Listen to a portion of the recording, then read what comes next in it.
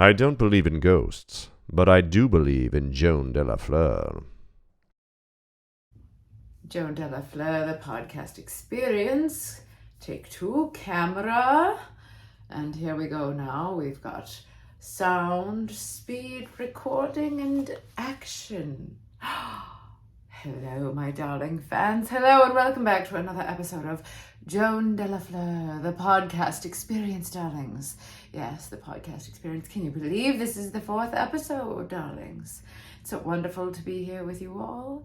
I do so love reminding you of my greatness and my acting with my podcast. And thank you so much for those of you who've written to me at joandelaFleur@yahoo.com. It's wonderful to receive so many missives from all of my fans all over the world, and even some of you not in this world, according to your emails. Now, I've heard your requests loud and clear, darlings. You're asking me for more singing and acting and performance. And darlings, I do love to give my fans what they're clamoring after, and so today I shall be doing just that. Of course I'm not a jukebox per se, darlings. No, of course. I don't take requests unless, of course, you wanted me to reenact some of the scenes from my favorite movies, darling, my favorite movies that I myself acted in. Then perhaps I might be persuaded. But until then, I am choosing material that challenges my artistic sensibilities, darlings. Yes, yes, indeed. And that is why today I'm going to perform for you a monologue from one of your most popular and excellent forms of entertainment, a reality television program called The Real Housewives of New York, darlings, yes. Now, I've chosen this monologue because, of course, it seems to me that modern audiences love reality television. What is reality about it? I have no idea. I've simply watched a little bit to get a glimpse of what it is that artists are engaging in modern entertainment. And I particularly liked this monologue delivered by a real housewife of New York named Bethany. Now, in this scene, her fiancé has died of a drug overdose, and she's confronting another friend, a countess, about their experience as friends in the face of addiction and mortality. So, of course, I loved this monologue because it is the stuff of Shakespeare, of Tennessee Williams, of the great playwrights. One might even go as far as to say, with this particular monologue, that it's as great as Molière. I did love Tennessee Williams, and while I was alive, I did so wish to work with him. But the role that I was to portray in a film based on a Tennessee Williams play was snatched from my clutches by a younger, dare I say, not prettier actress, but one who was, of course, in a relationship with a producer on the film, and so, of course, Ms. de la Fleur lost her role. So, in honor of Mr. Williams, I thought I shall portray Bethany from The Real Housewives of New York instead, darlings, yes. So, in honor of Mr. Tennessee Williams, I give you a monologue from Bethany. Oh, let me try that again. Her name's not Bethany. So, in honor, darlings, in honor of, yes, darlings, yes, in honor of Mr. Tennessee Williams and some other performers who shall go unnamed for stealing my role, I should like to perform for you Bethany from The Real Housewives of New York, Season 11, Episode Who Cares?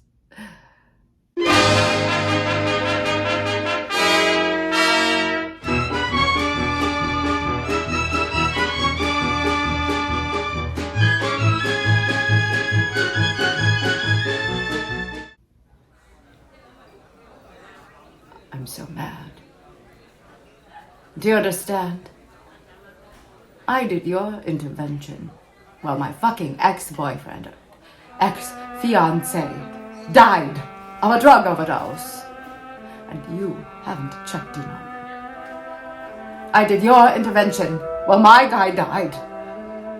And you haven't asked how I am. He died. He's in the ground. You haven't. No, you haven't. You haven't. Not once.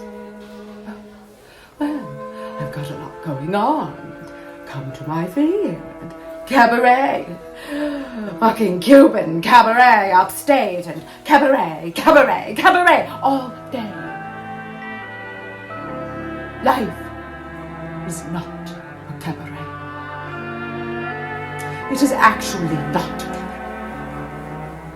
I watch my daughter sleep. What does that make me? Take a look at yourself. Take a look in the mirror. Look at me. Look at you. You never asked about Dennis, not once. You never asked. No, you never ask. Because every day it's about you. Every fucking day it's about you. Every fucking second it's about you.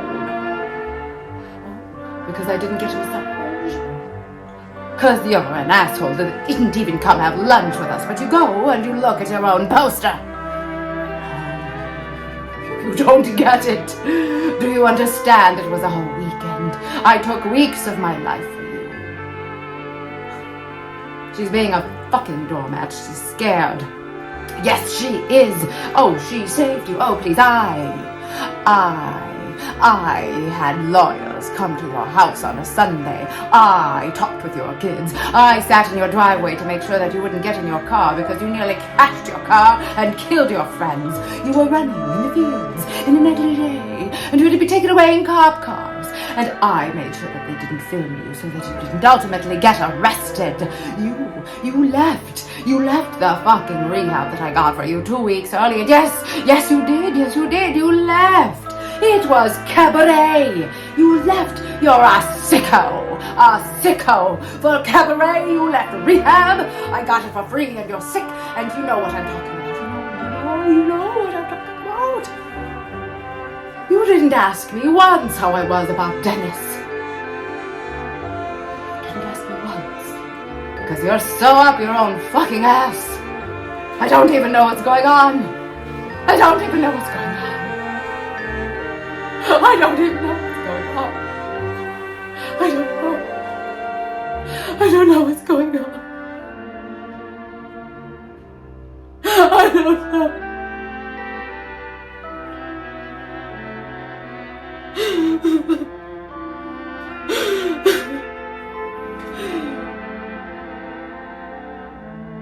And a scene.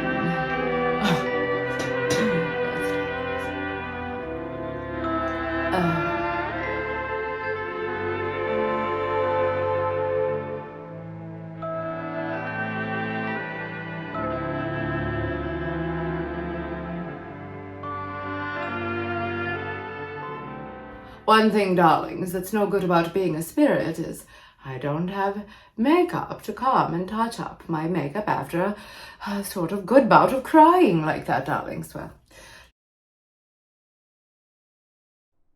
Act 2. you know, I like madness. It's rather fun, darlings. Oh, as an actor, of course. As an actor. I do mean as an actor, darlings. In real life, it's really rather not fun. It's actually rather painful, and life, as you well know, is painful enough. So I don't wish to invite madness into my personal experience. Trust me, I've had enough. Though my foray into madness was accompanied by copious amounts of alcohol and pills and relationships gone wrong and perhaps a few misleading psychotherapists and some mushrooms and a false guru. But of course that's a story for another episode, darlings. A story for another episode.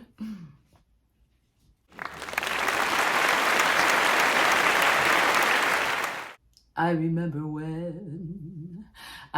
when I lost my mind. There was something so pleasant about that place. Even your emotions have an echo in so much space.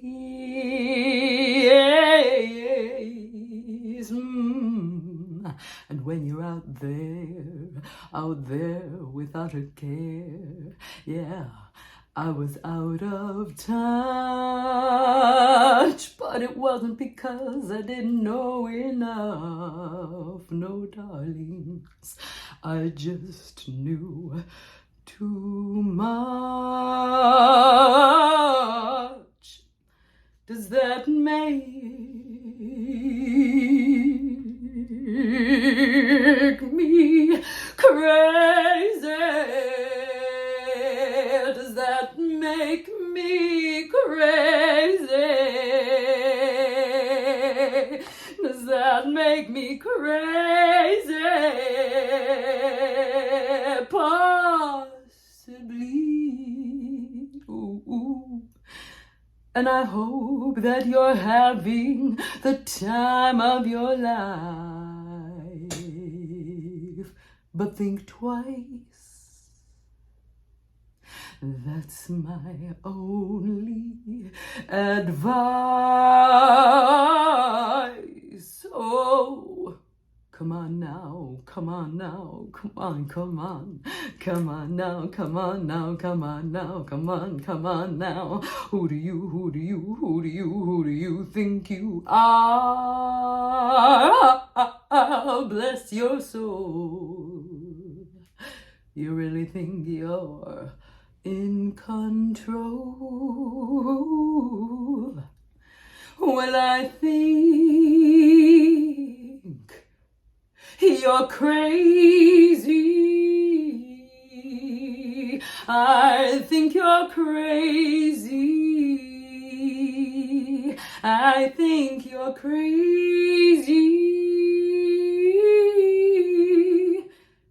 Just like me.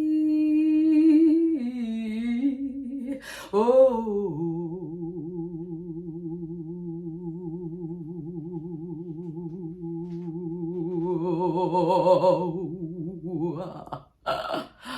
Oh, darlings, well, that was ever so much fun, wasn't it, darlings, wasn't it?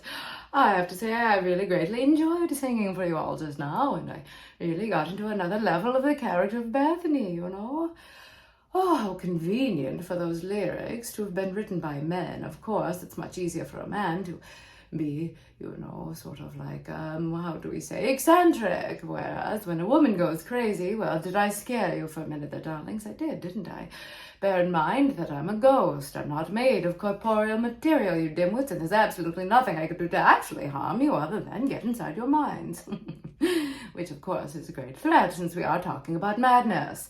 While I was alive, I was approximately 5 feet, 4 3/4 inches, and 104 pounds. Or something like that, darlings. Whatever it is that, you know, is important to you. I guess in these days, you are more interested in muscle, in which case I suppose I weighed something more along the lines of 137 pounds, all muscle, darlings, all muscle. But it doesn't matter. The point is, I'm certainly not really a physical threat, darlings. No. Oh, you know, I understand that the reason this song was composed in the first place is because the two composers, CeeLo Green and Danger Mouse. Now, I'm a particular fan of Danger Mouse, darlings. Did you know that? Yes, it's true, darlings. You know, I also like a lot of that sort of intriguing music. And Danger Mouse is, well, he's very interesting in that he never seems to repeat himself twice, darlings. It's really rather fascinating. Anyhow, I remember reading an article with the two of them where one of them said, you know, it's interesting because as an artist, it feels as though people don't really take you seriously until you're crazy. And then they wrote this song. Well, I rather like this song, darlings. It was really enjoyable to sing. So CeeLo Green or Danger Mouse or together or apart, if either of you would like to work with one JOAN de la Fleur, spirit phantasma from beyond the grave, well, darlings, hope I didn't flash you just now. For those of you listening and not watching, I'm wearing an elegant evening gown, and I may just have flashed the camera, but don't worry, we'll bleep that out. This is not suitable for work, darlings, but we are still post-code in our filmmaking, aren't we, darlings? Now, do you know, before I died, I had a wonderful evening with a Dr. Rosenham, a Dr. David Rosenham or Daniel Rosenham? I don't recall his first name. David, Daniel, Diedrich, Dartmouth, who knows? Doesn't matter. The point is, I was attending a lovely dinner party and I sat next to this gentleman, and it turned out that back in his day, he had been a psychologist who studied insanity and madness, and he had conducted a fascinating study that he told me was called, quote, "Being Sane in Insane Places," quote. Well, as an actress in Hollywood, of course, I understood instantly what he meant, because it often felt that way in life. As though I were the only sane one as if I were the only sane one in an insane place, darlings. So this fascinating study was very interesting. The gist of it is that Dr. Rosenham had 8 perfectly, quote-unquote, normal, healthy individuals. One might wonder how healthy they were if they wished to participate as actors in such a study, but at any rate, they were deemed perfectly sane and healthy people, whatever that means, and they managed to get themselves checked into psychiatric hospitals. And then as soon as they were locked up, or no, not locked up, when it's a psychiatric hospital, you're not locked up and you're not incarcerated. What is it called? Well, whatever, under psychiatric treatment. As soon as they managed to get themselves locked up, for the purpose of our discussion here today, each of these 8 persons behaved just normally, as they normally would, like you and I here. Well, rather like you probably is, since I'm an actor and a singer and a ghost, a spirit, phantasma. I do forget myself, darlings, to call myself by the non-pedestrian term, but having walked this planet for 117 years, every once in a while, life does get a little mundane and a little pedestrian, a little plebeian, as they say. Oh, anyhow. So, back to the study. Do you know, darlings, that none of the staff at these psychiatric hospitals, not one, ever detected that any of these 8 actors were actually sane and healthy individuals? None of them caught on ever. None of them ever caught on, however. Other patients could. The actual crazies in the psychiatric hospital knew that these were not fellow crazies, and they even spoke up about it, some of them. Isn't that so fascinating, darlings? And so at dinner, during this dinner party with Dr. Rosenham, it was so interesting because he brought up, what does it mean to be normal or abnormal? How does an insane individual behave? And how do we mark the difference? You know, raising questions about normality or abnormality is in no way to question the fact that there are some behaviors that are deviant, darlings. Murder is likely deviant, usually, as is, of course, a hallucination. Now, don't worry, darlings, you're not hallucinating me. I am really, truly a spirit and a phantasma, the spirit of JOAN de la Fleur from beyond the grave, coming to remind you of how much you love me, how much you love my acting, and to impart, when appropriate, a bit of advice or interesting discussion on madness and society, darlings. But we must wonder, for example, where do we put those individuals who suddenly believe that the earth is flat? Apparently they've never been on an airplane, or when they're on an airplane, they think that everything is some sort of, Truman Show, or like that new show that was just on Amazon, on Freevee, the Jury Duty show, as if there's a group of 100 people behind that wall over there, or behind this airplane, making it seem as if they're flying over a globe, because they're that important, I guess, as individuals. Well, these are people with great imaginations, who I think should write speculative fiction, darlings. Or what about people who believe the end is nigh? Now, darlings, humans have believed the end is nigh since nearly the dawn of time, as far as any written history seems to portray, or paintings on walls, or any other sort of oral history passed down from person to person to person around the fire. And of course, in some ways, the end is nigh, like I just mentioned. I'm no longer among the living, although I am in my own way, which means I've confronted at least one version of the end. Let me tell you, it's a sad fact of life that all lives shall end. Anyway, I'm likely getting a bit too esoteric now, darlings. Let us move back to the fun realm of things like madness and chaos. That's much more fun than being esoteric, spiritual, or philosophical.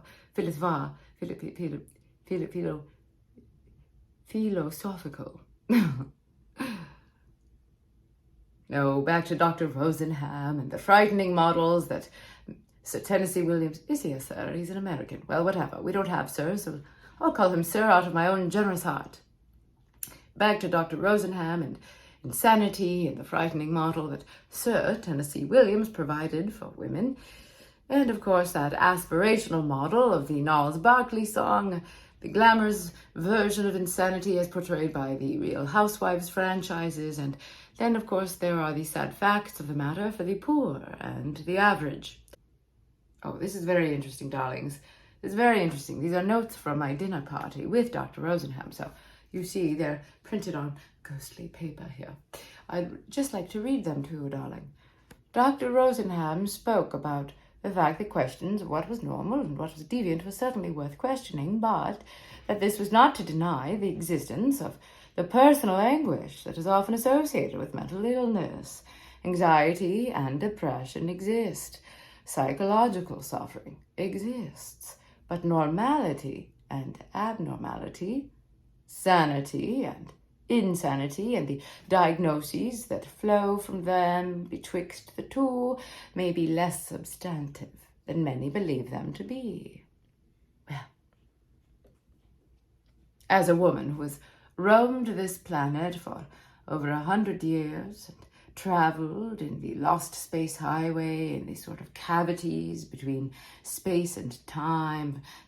I've been an actress in Hollywood. I've traveled the world, darlings, both alive and dead. Let me tell you, the number of people I would personally call healthy and sane is really rather small. In fact, I would even go so far as to say that much of what we deem as sane or insane is really just about a luck of the draw. Yes, the luck of the draw, darlings, determined by social norms designed to preserve power for those who have power. But of course, I'm not saying anything shocking there, darlings. No, not at all. Now, of course, if you happen to be a person in a position of power and you have a yacht that you would like the phantasma of JOAN de la Fleur to come haunt, and perhaps I could sing a little jazz Gnarls Barkley for you, well, please do email me at joandelafleur@yahoo.com, darlings. I'll take your application and I shall consider it. Do you know, I do so miss being a member of the elite. I've been alive and I've been not alive.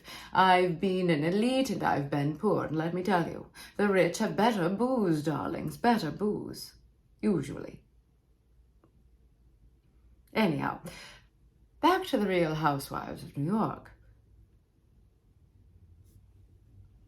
You know, my character in this monologue, Bethany, she's dealing with the addiction and madness of her friend and the lack of gratitude for her assistance, the addiction and death of her fiancé, and in so spiraling out of her own frustration with the limitations of the world in which she's forced to comply with societal norms around thinness, womanhood, food, appetite, sexuality, wealth, religion, femininity in general, she, by which I mean Bethany, my character, she loses her shit, darlings. She loses her shit in this monologue. And that's a very exciting and fulfilling and rather, satisfying experience. Have you ever had that, darlings, where you've just had the build-up so great, you just had been keeping it in like a can of Coca-Cola or Pepsi, and it's gotten shaken up and you just can't take it anymore. You shake and you shake and you shake, and then you open it and it explodes everywhere, darlings. And there's a certain satisfaction with that explosion. It feels good. Do you know what I mean, darlings? It feels good. Fun. I just love it. I love it. I love it. I love it. It's so fun, darlings. So fun to lose your shit. Of course, in this monologue, in which Bethany is being shaken up and then exploding, she is somewhat rather highly preserving societal norms. Now, she doesn't necessarily mean to be harmful to herself or her friend in so doing. She can't help herself. She's been indoctrinated into this culture, and by and large, overall, it works for her. Look, she's famous. She's very famous by preserving and upholding this exact culture, and she's done very well for herself, and she should be a model for many people. She's a businesswoman and a mother, and she's really rather successful and should be applauded for that. But at the same time, part of this monologue does uphold certain societal norms. Apparently, society still deems it abnormal to run through the field in a negligee, to which I say, well, what a pity. Don't you think it probably feels rather wonderful to run through a field in a negligee, to feel the cool breeze coming up through the bottom of that negligee, and to feel the tall, wet grass as your legs scratch by, and it even scratches a little, but you feel wild and free. It might feel wonderful, darlings.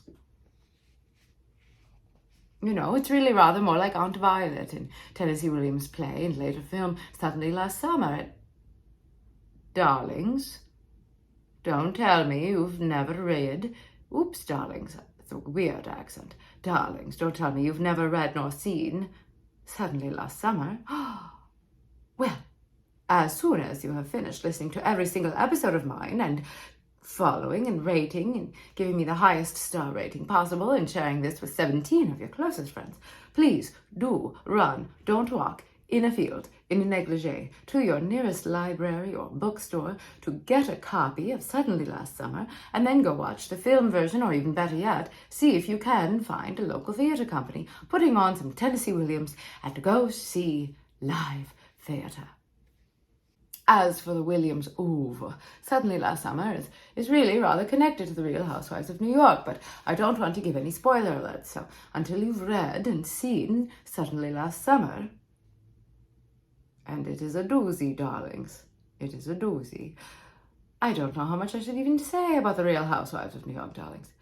But Bethany is really rather like Violet, who is the aunt or mother, she's both. She's one character's mother and the other character's aunt, and Violet uses her own insanity and her temper tantrum, a moment of losing her mind regarding proper values, to preserve her power. Now, Bethany, of course, assumes that her values are proper values, and her friend, I believe, is a duchess or a countess and a performer. That particular character also believes that her values are the proper values. But isn't that just the way we all are, darlings? Just for example, I believe that my values, JOAN de la Fleur's values, are the appropriate values. But of course, after I died, a lot of those values changed, darlings, because dying and then being relegated to roam the earth as a spirit really does give you a different sense of one's own values and moral integrity, darlings.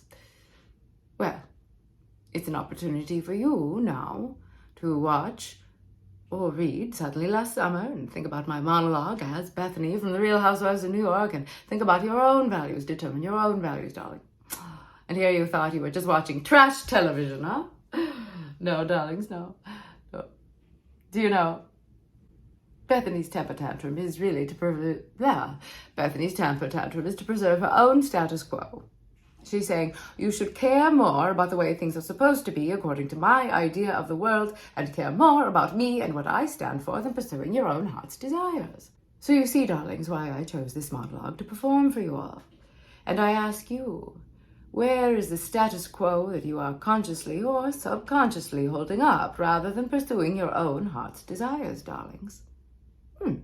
It's a wonderful question to pose oneself, isn't it? My heroes had the heart to lose their lives out on a limb, and all I remember is thinking, I want to be like them. Ever since I was little, it looked like fun, and there's no coincidence I've come, and I can die when I'm done. But maybe I'm crazy. Maybe I'm crazy. Maybe I'm crazy. Oh, probably.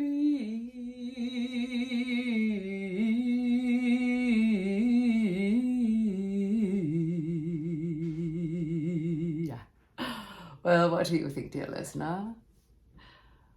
Be sure to give me 5 stars and invite all of your friends to a listening party. Do you know, I have suddenly an idea for a very fun drinking game.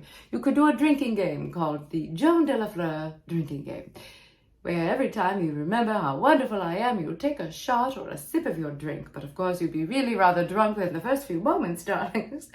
So perhaps you would start with a glass of milk and get something good for your bones, because let me tell you, once you die, well, you'll wish that you had had some more fortification in your bones, darling. You want to be strong. Prevent that as long as you possibly can, yes. Well, darlings, until next time, you've been listening or watching another episode of JOAN de la Fleur, the podcast experience. I don't believe in ghosts, but I do believe in Joan de la Fleur.